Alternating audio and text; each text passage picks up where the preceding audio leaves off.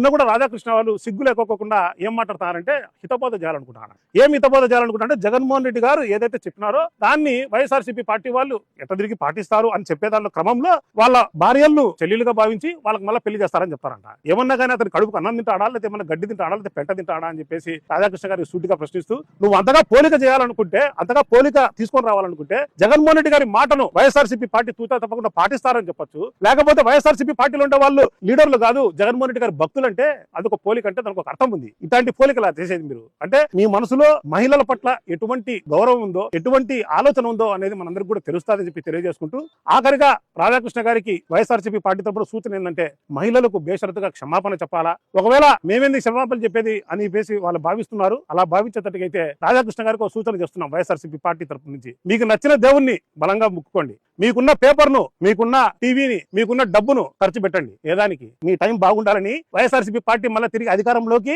రాకోకుండా ఉండాలని. ఒకవేళ తిరిగి వైఎస్ఆర్సీపీ పార్టీ అధికారంలోకి వస్తుంది, ఒకవేళ వచ్చిన తర్వాత మేము మిమ్మల్ని పొడుస్తాము, చంపుతాము, తొక్కుతాము, అదే పాతరేస్తాము అవన్నీ చెప్పం కానీ. సో ఖబర్దార్ రాధాకృష్ణ, నీకు పేపర్ ఉందని చెప్పి, నీ నోరు ఉందని చెప్పి ఇష్టం వచ్చినట్టు మాట్లాడితే మాకు కూడా వైఎస్ఆర్సీపీ వాళ్ళందరూ కూడా చెప్పులు ఉన్నాయి. ఒకటి కాదు 2 చెప్పులు ఉన్నాయి, చంపలు వాయిస్తాం, గుర్తుపెట్టుకో ఖబర్దార్.